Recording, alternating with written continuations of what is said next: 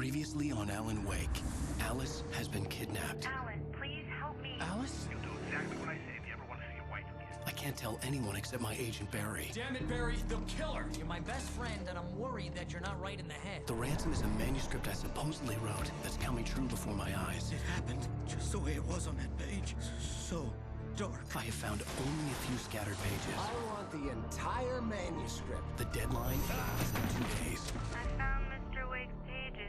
Good girl.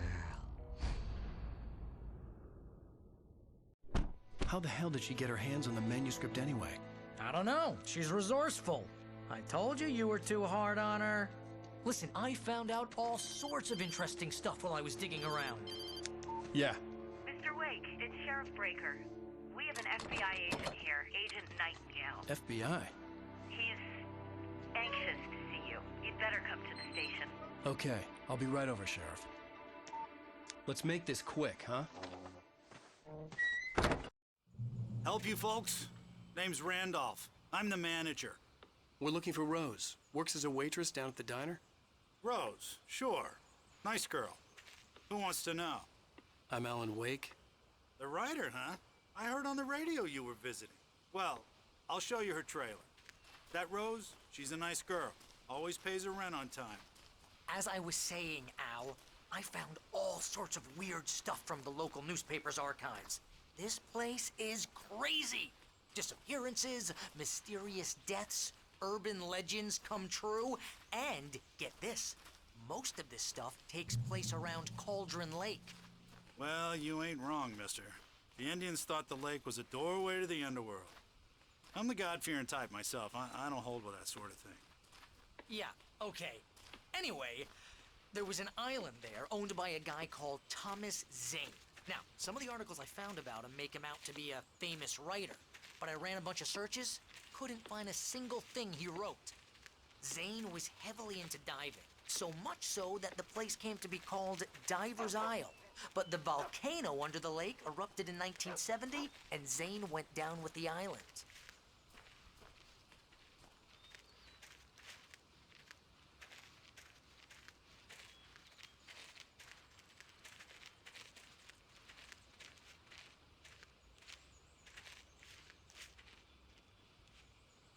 It gets better. A local girl, Barbara Jagger, drowned in Cauldron Lake just a week earlier. They were lovers. Sure, Jagger's a local spook story. The Scratching Hag comes for you in the dark. Childish stuff like that. Anyway, Al, I'm just getting to the best part. All of the articles about this stuff were written by Cynthia Weaver. I asked around, and she's that crazy bag lady you met. What, the lamp lady? She can be a little loopy, but she's not homeless or anything. Yeah, anyway, she knew both Jagger and Zane before they both died, and she had some kind of a breakdown.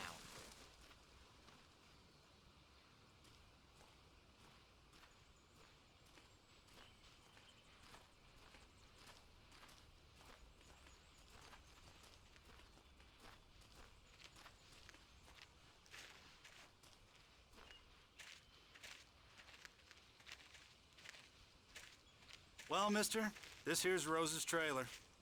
You mind me asking what you want with her? We're just here to talk to her, pal.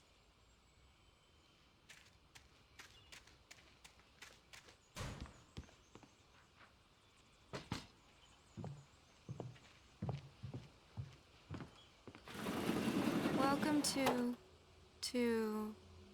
Oh dear, Mr. Wake. I'm so glad you're here. Rose, you have my manuscript? Oh. Oh, yes. Yes. Please, come in. Hey, this is really good. Rose, Yes, my manuscript. I really need it. I understand. I know what you need. A muse to inspire you. Oh, for Barry. She doesn't have anything. Yeah, hey, Al? Al, what's... Oh... Barry! What? What?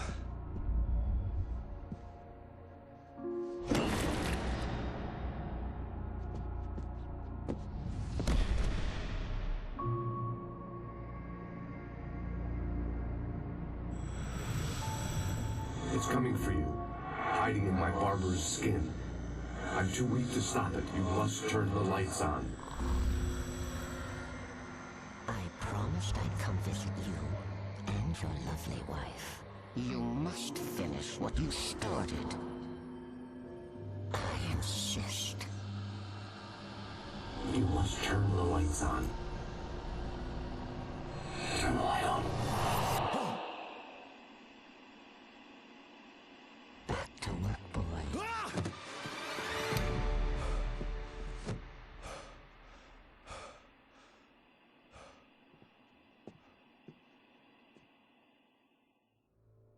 I felt nauseous, hungover. Only anger kept me going. Rose took a day from me. I had less than 12 hours left to meet the kidnapper. All I could do was get Barry into the car, work something out once I got on the road. Welcome to the Oh Dear Diner. What can I get you today? Coffee? I couldn't work up much hate for Rose. Something had used her to get to me and left its mark. First refill is free. Milk and sugar on the counter there. Would you like to hear today's specials? Thank you. A nice day. Come back soon. She's worked with another. My gun and flashlight were gone. I'd have to find a way to get Barry into the car as quickly as possible. There was no time to waste. Mr. Randolph liked Rose. That little smile she had. How she was still sweet when life had tried so hard to make her bitter. It wasn't any of his business what she did in her trailer. But those strangers, the writer and his smart-ass sidekick, looked like trouble. And they'd been in there for hours, way past her normal bedtime. He reached for the phone and called the sheriff's station.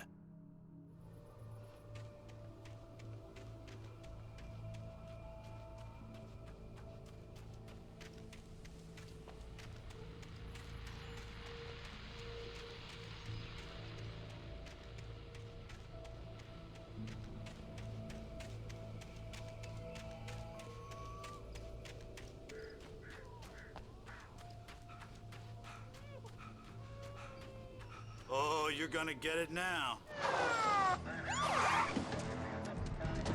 God knows what you've done to that poor girl.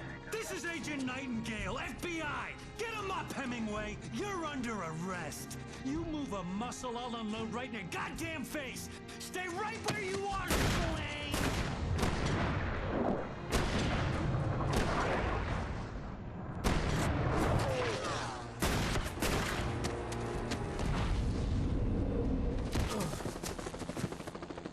What are? I'm standing right here, you goddamn maniac!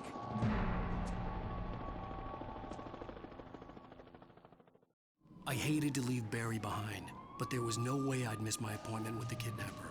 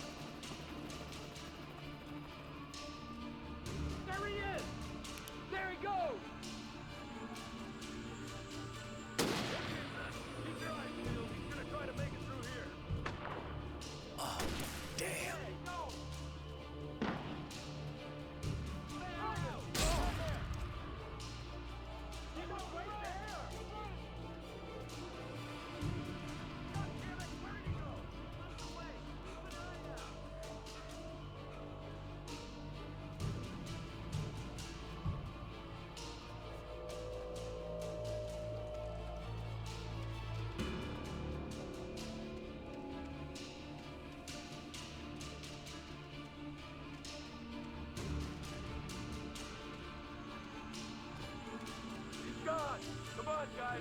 We need to head him off.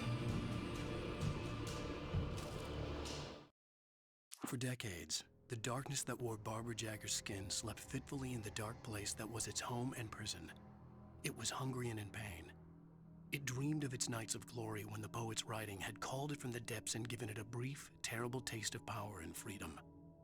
The rock stars had stirred it from the deep sleep the poet had sunk it back to in the end. When it sensed the writer on the ferry, it opened its eyes.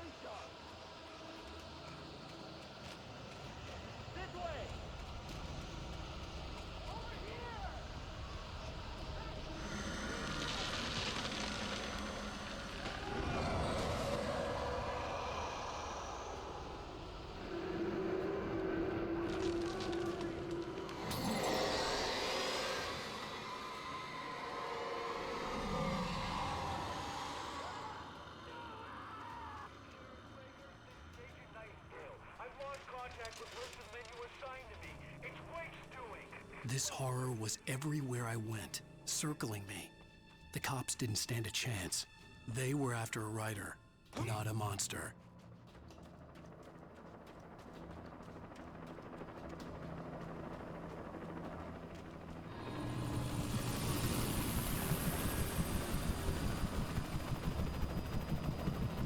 You on the ground.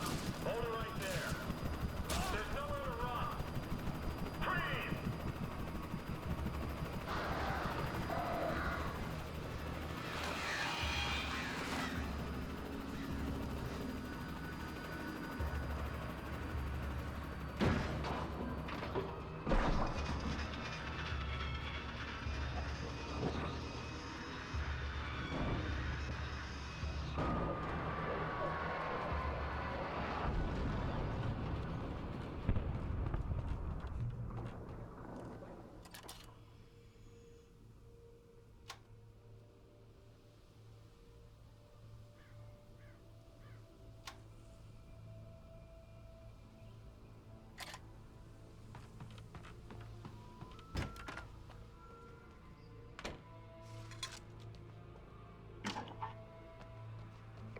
This is James. Mulligan, Thornton, come in. Over. Thornton here. James, we got both Wheeler and Rose in custody. They didn't put up a fight or anything. Why, they were... Hey, what are you... Come on. Sit down and give me that. James, Mulligan here. Over. I imagined that the broadcast tower in the distance was part of the local radio station.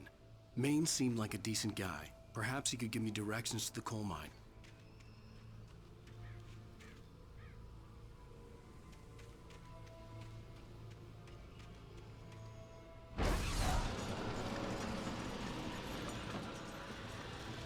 Unnatural shadows clung to the gate.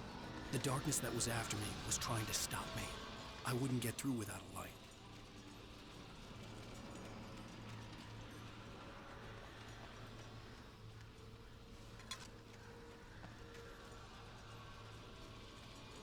There was no power to the searchlight.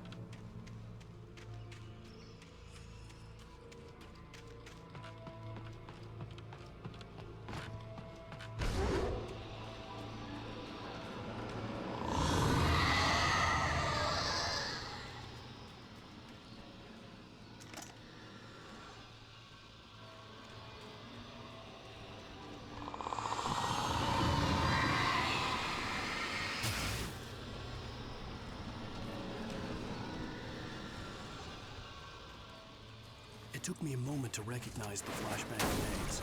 They were an ideal weapon for my situation. One, come in. Over. One, that's the sheriff breaker. Report. Over.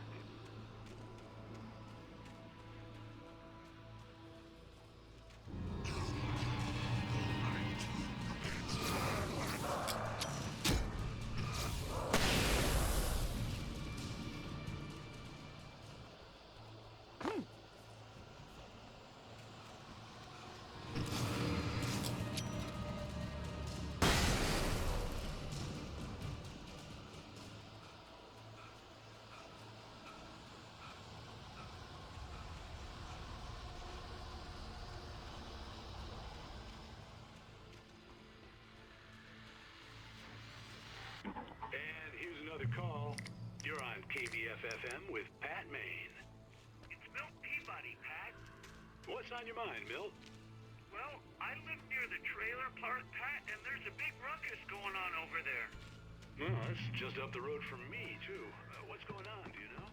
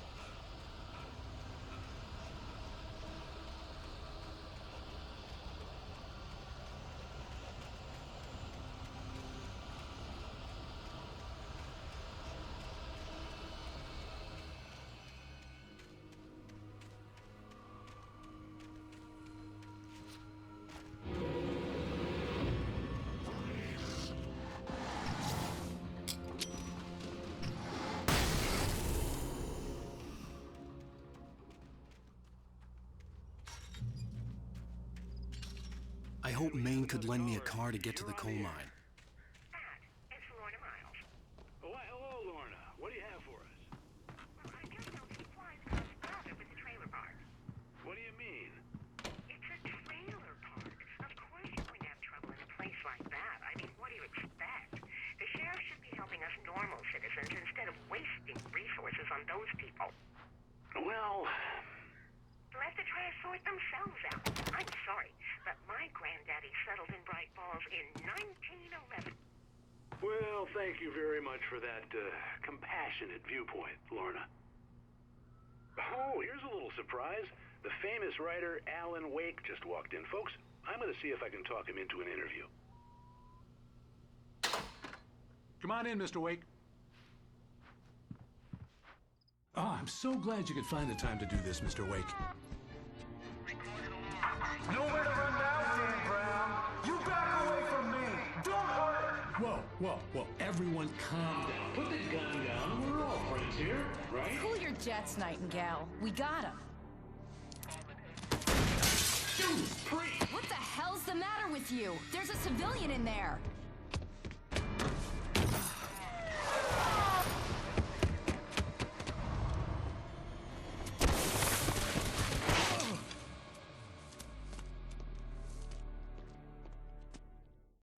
I'll get you yet, even if it kills me. You hear me? You hear me, H.P. Lovecraft? I had fallen off so many cliffs it was ridiculous. That's what you get for naming a book The Sudden Stop. It was probably good I hadn't had the chance to tell Maine where I was going. I'd have to lose the cops and find my own way to the mine. Nightingale stared through the broken studio window into the dark woods. He turned around, started to walk out, but Maine grabbed his arm. "Young man, you almost shot me. You don't shoot off rounds at people like that. What's the matter with you? Nightingale shook his arm free, marched out. His cheeks burned with rage and humiliation.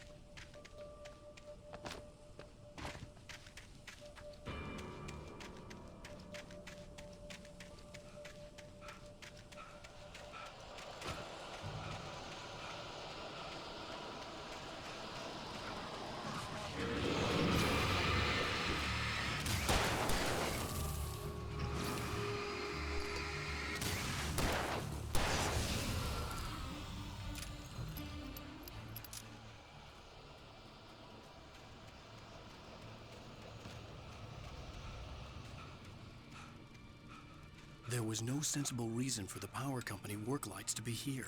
It was almost as if they'd been left for someone like me to use.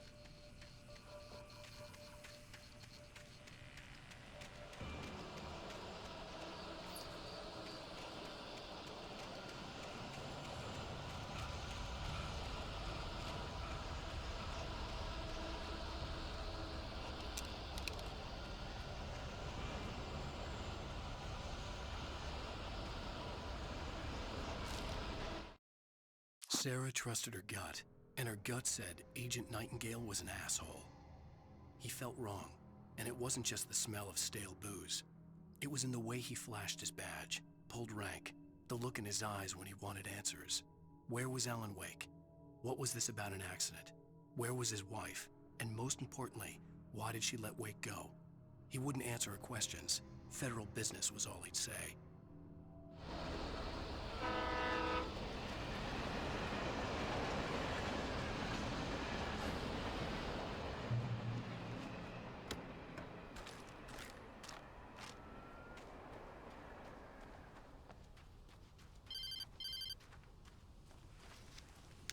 Hello? The most stubborn man I've ever met. Alice? Alice? Alan, I'm so afraid. It keeps me in the dark. Please help me. I look at you, Alan, and it's not you. Something else. Looking out from behind your eyes. Alice, I'm here. I'm so alone here. It's all gonna go to hell. You need to be careful. Cooperate. The connection had been terrible, but that wasn't the only thing that hadn't been right with the call. She sounded wrong somehow, but she had called me.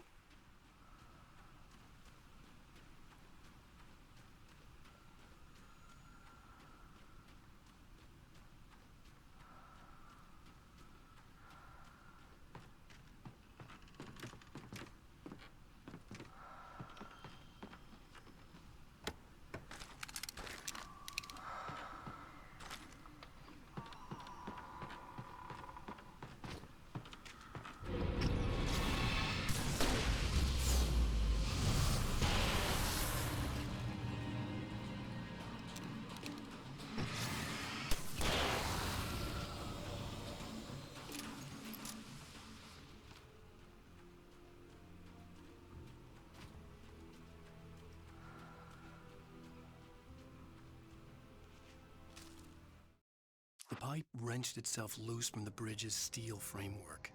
Wrapped in darkness, it floated in midair, twitching. For a moment, I didn't understand what I was looking at. The heavy object lurched at me with impossible force. I threw myself out of the way, but just barely. When I turned my flashlight on it, it shook in a dark rage before it flew at me again.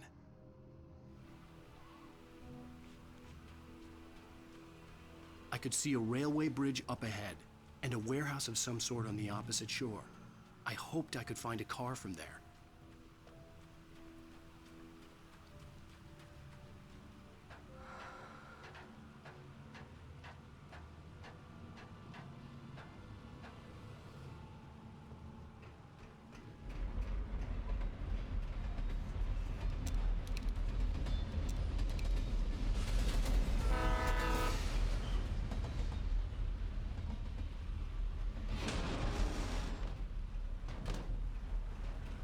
The darkness that was pursuing me was growing stronger, and it was taking over everything in its path.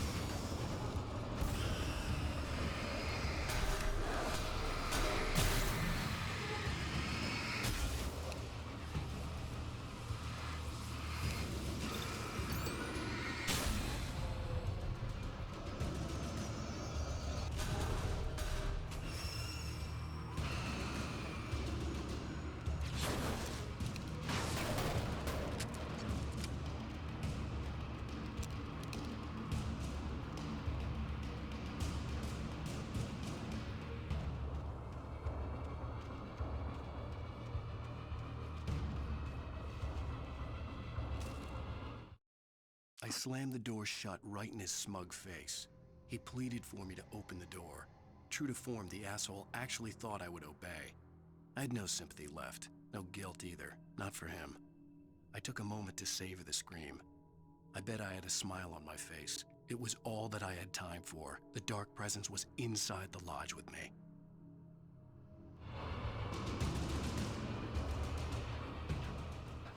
As a teenager, just starting to get interested in writing, Stephen King had been a source of inspiration to me. I thought about all the inanimate objects that had come to life in his books. No one is safe in a good horror story. Certainly not the protagonist. That's what makes them fun. This was anything but. The darkness could possess anything, and it was getting closer.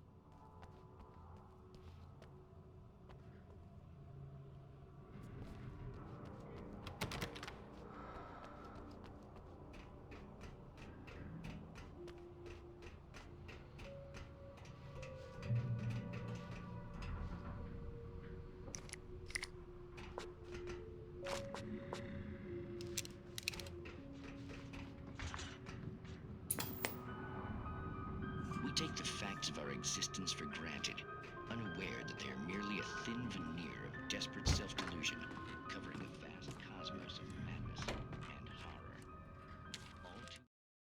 The darkness surged towards me, sucking everything loose from the ground into its depths, tugging at my clothes. I saw the flare the Kidnapper had dropped and threw myself towards it just as I felt my feet leave the ground.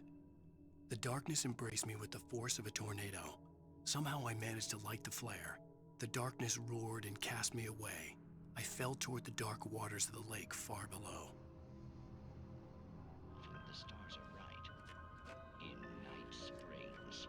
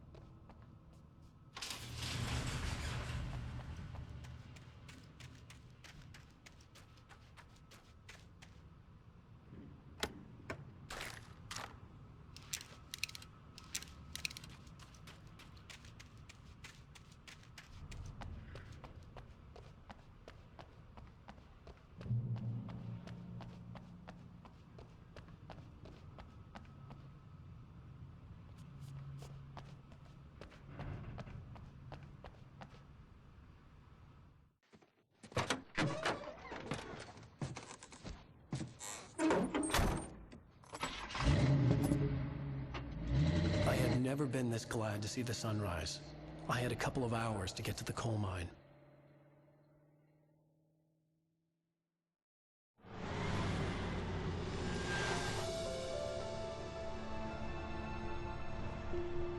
The coal mine wasn't far now.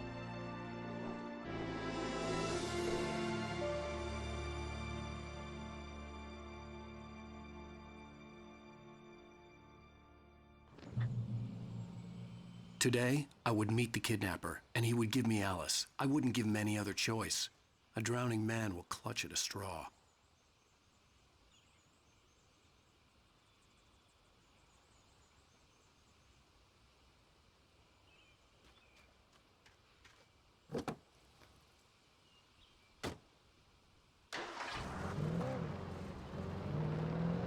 Little by little, without realizing it, I'd come to believe that the story in the manuscript was coming true. The current of its narrative had taken me deeper and deeper into dark waters. Alice had been taken from me. Barry was probably in jail. I was a fugitive from the FBI. The whole world taken over by the dark presence was trying to destroy me. It all felt real, but it matched a textbook case of insanity.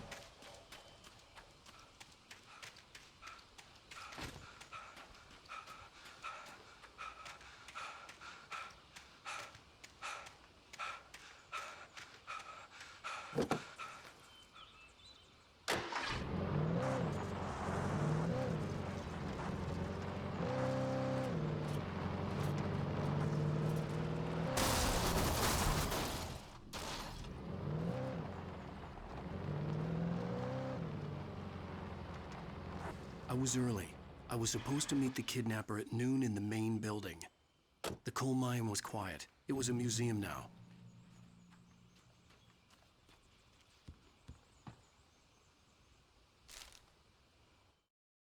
With Nightingale gone and the night wind blowing in through the broken studio window, Maine stared at Sarah. The sheriff looked away. Maine's voice shook with barely controlled anger. That boy's doing more drinking than thinking. I hope you know what you're doing, Sarah. He's got a sickness in his eyes. You take my word for it. He wants Wake for a reason, and it's not for anything good.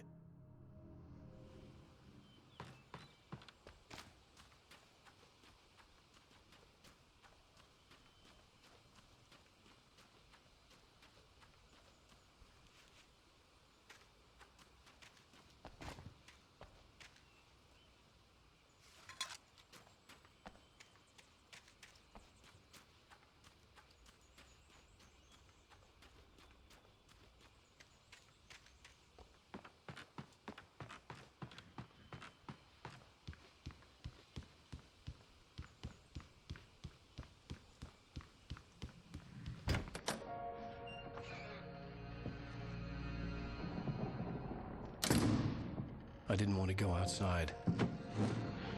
Cops had to be looking for me. The noon sun turned the place into a sauna. The day dragged on.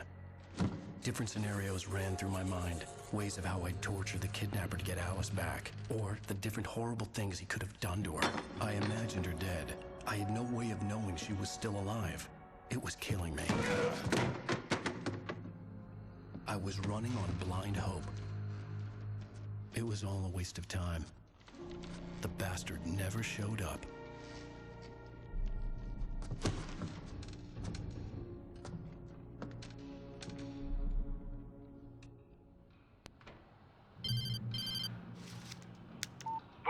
Where the hell are you? Change of plans.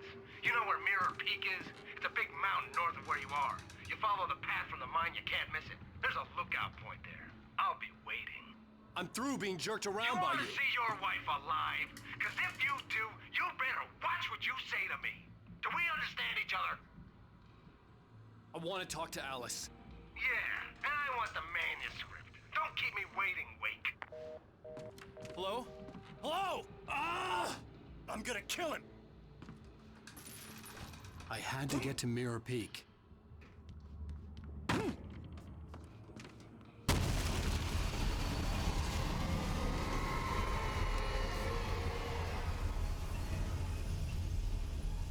was close. Maybe closer than ever before.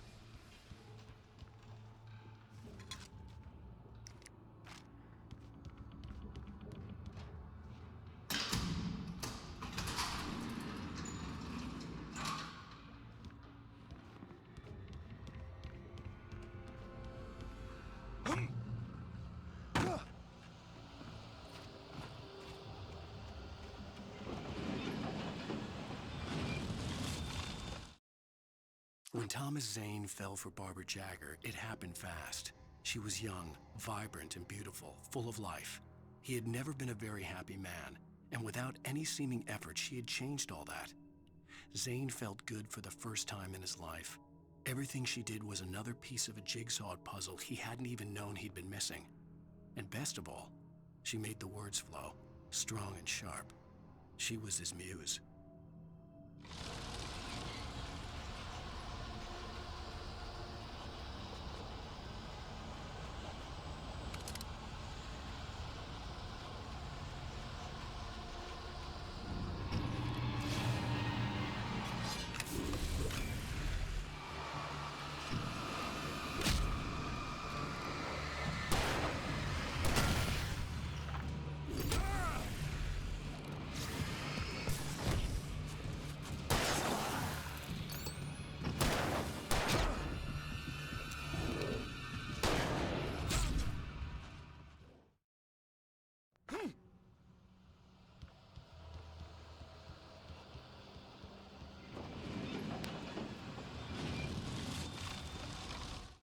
When Thomas Zane fell for Barbara Jagger, it happened fast.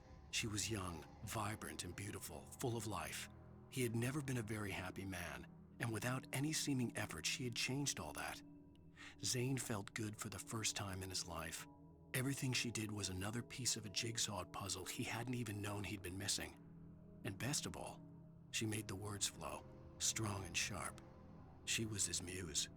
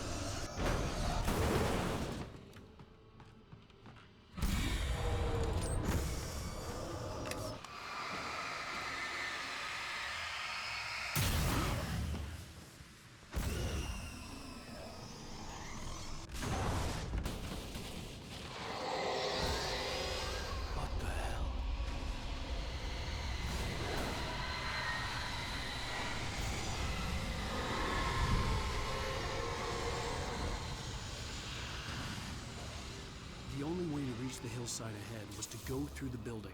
I had to find a way to avoid electrocution.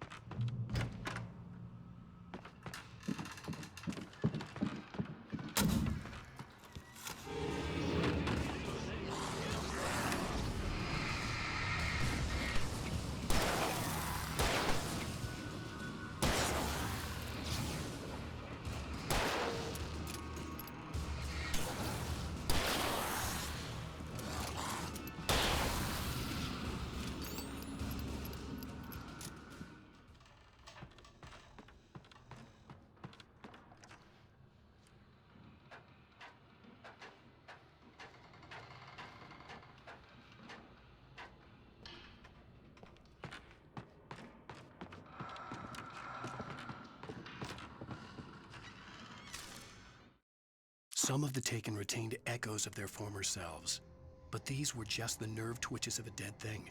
Nothing remained but a shell covered and filled with darkness. In most cases, these puppets were enough for the purposes of the Dark Presence.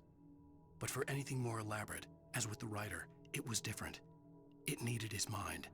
And so rather than taking him over completely, it merely touched him.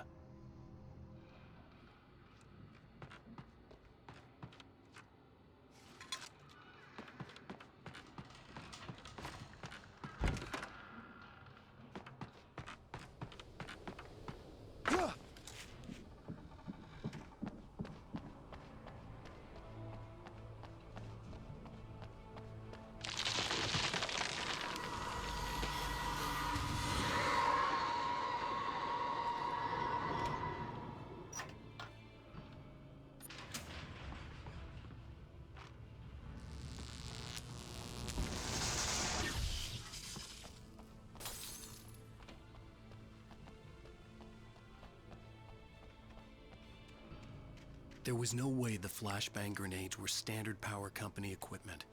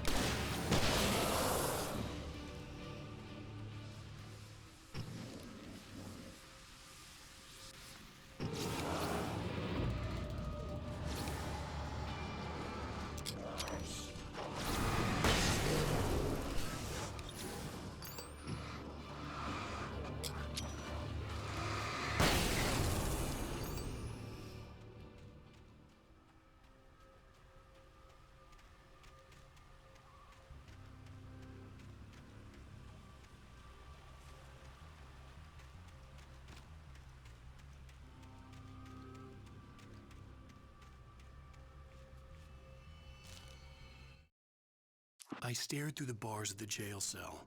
Barry stood behind me, swaying on his feet, looking as ill as I felt. Agent Nightingale stood on the other side of the bars with Sheriff Breaker. Nightingale had a stack of manuscript pages in his hand. He seemed unhinged as he gloated. "Well, I've got you now, Raymond Chandler. It's all here. All the evidence, including conspiracy to murder a federal agent."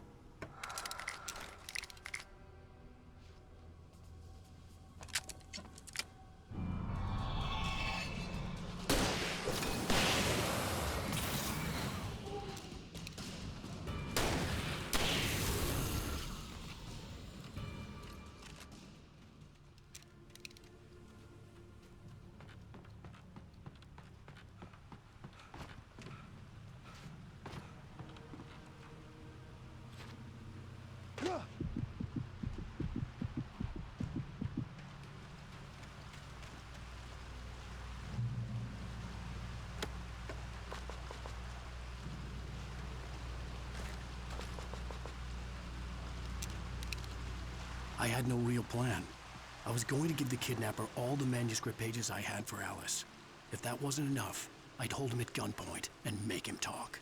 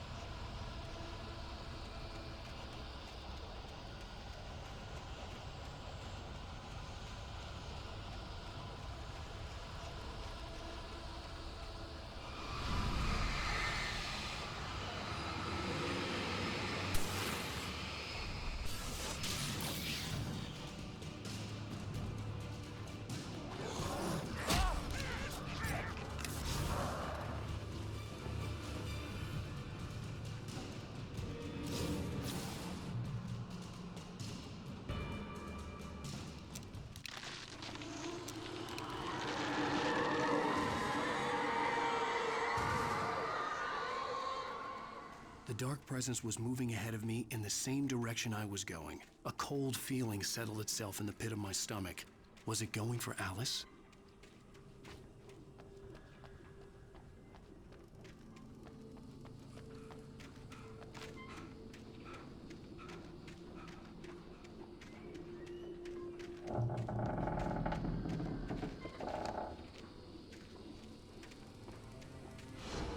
The graveyard shift may cause cancer.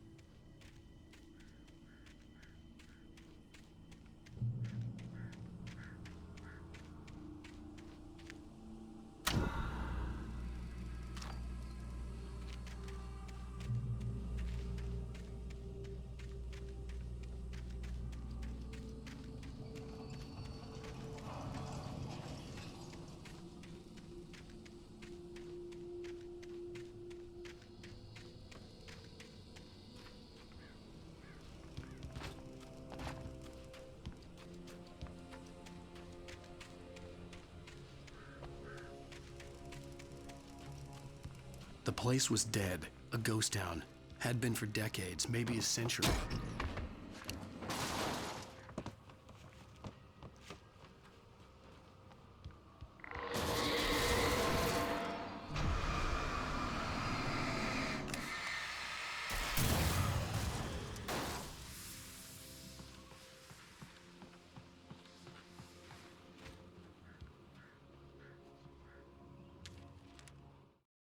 Things were never as simple in real life as in fiction. I had lost count of the times I had wished there'd be a clear reason for my writer's block. Something to fight, something to lash out on. There wasn't. I was filled with doubt. I was nothing like the hero in my books. Alex Casey had gone through his life with single-minded determination, never wavering from his goal. Even now, I was angry at myself, angry at Alice, angry at Barry. I was fumbling and I had no plan.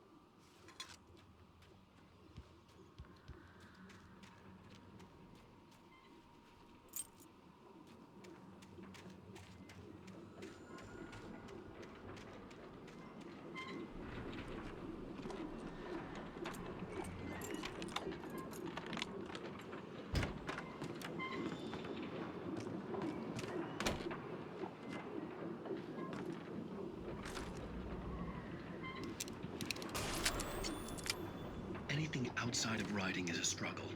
I feel ill. I managed to make my way downstairs. There's a shoebox filled with books and papers by Thomas Zane. It's very hard to focus, but I managed to read some of it. He's a poet, and a good one. He writes of muses and creators summoning fabulous things from a magic lake, using his powers to shape the world of a realm of gods and dreams and demons, dark things that wait for a chance to slip through, wearing the flesh of men as disguise. Zane writes about himself, his girlfriend being taken over by a dark presence, about growing scared of the lake. Zane believes it's a mirror to the gaping void of darkness above, where some Lovecraftian presence lurks. I crawled back upstairs. I'll borrow these things for my story. They ring true. They fit.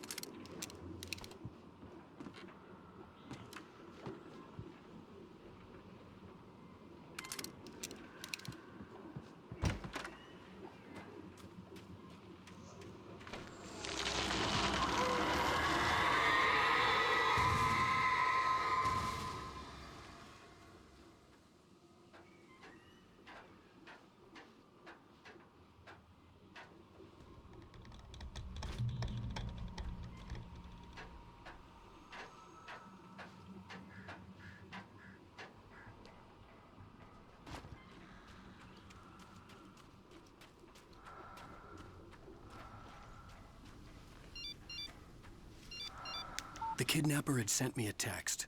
The message was full of spelling errors and insults. It was telling me to hurry up.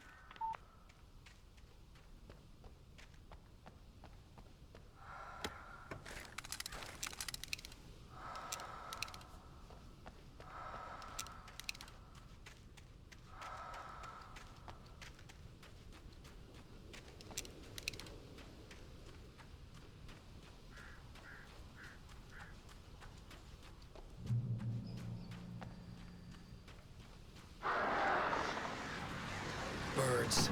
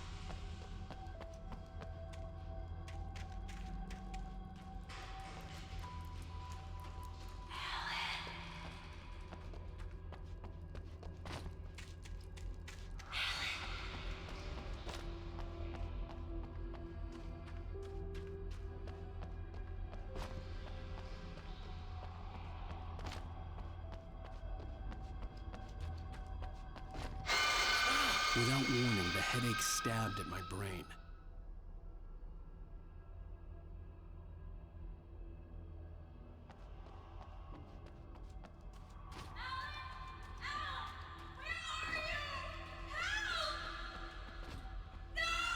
Alice?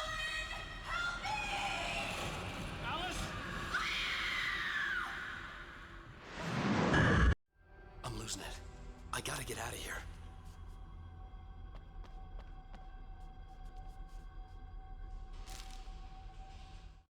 The hunters were big, thick-set men, confident and at home in the woods. They were feeling good, running on beer, ghost stories, and camaraderie late into the night. It did them no good, as they were taken by the dark presence, sucked deep into a darkness far worse than any ghost story they ever told or heard.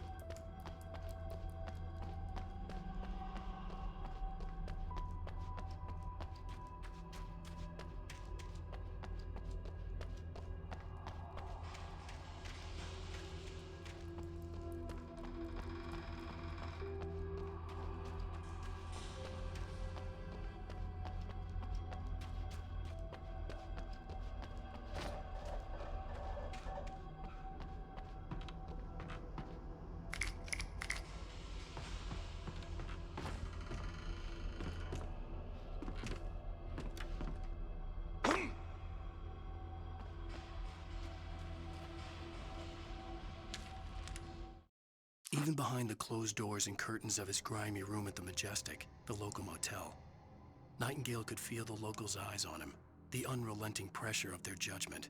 He forced it out of his mind. For all he knew, they could all be under Wake's spell already. You do what you have to do to get the job done. He took comfort from the bottle in his hand. Please, he thought, just let me get through this.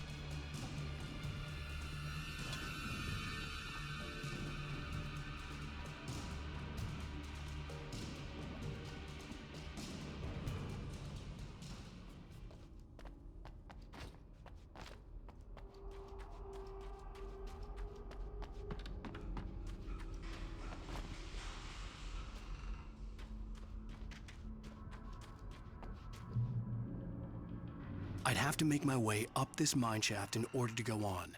Maybe the machinery could help me with that.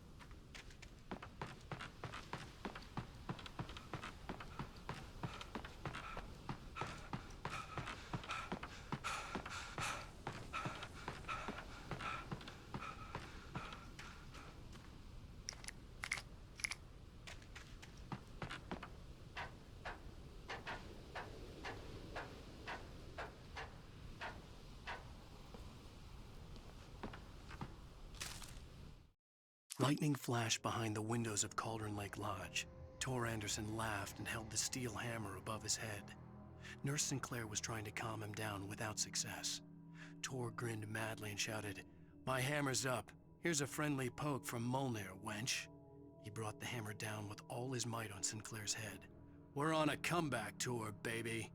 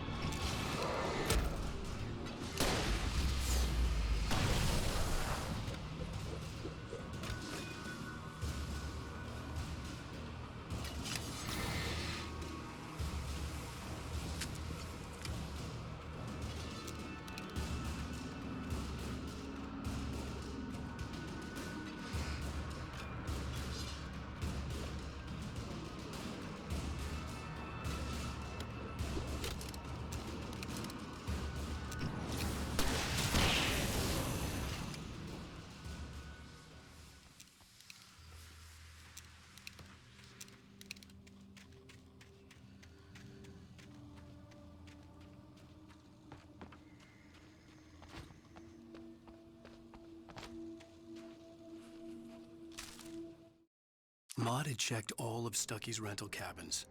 There had been no sign of the Wakes. It was dark when he'd found their car parked at the end of the road by Cauldron Lake. It made no sense. They must have taken a wrong turn, but there was no sign of them, and the car had been there for hours already. Frustrated, Mott stood on the rotten ruin of the footbridge that had once led to Diver's Isle before it sank beneath the waves years ago. The boss wouldn't be happy.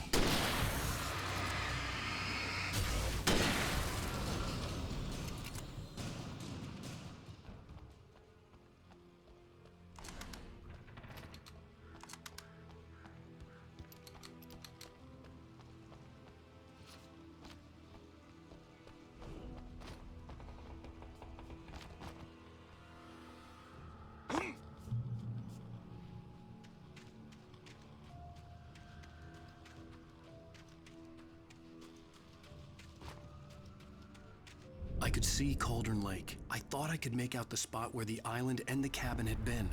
There was a light near it. It had to be a boat.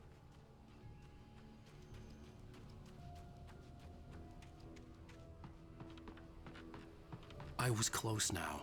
I had to get there fast. I dreaded what I would find. I tried to hold on to Alice, but her form melted away. I was losing control. Dr. Hartman stood in her place. I wanted to hit him, but my arms were jelly.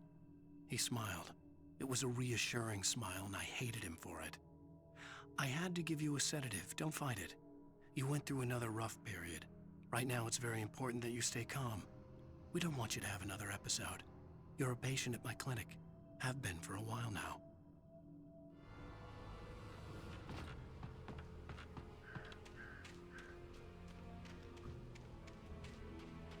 Wait! Are you? Wait! Hey, I'm here! I'm coming! No! Get away! I'm sorry. Please, leave! The boss didn't know who he was messing with. I didn't know. I swear, I didn't know. We don't have his wife. We don't know where she is. She's probably drowned. said we had her to make a play.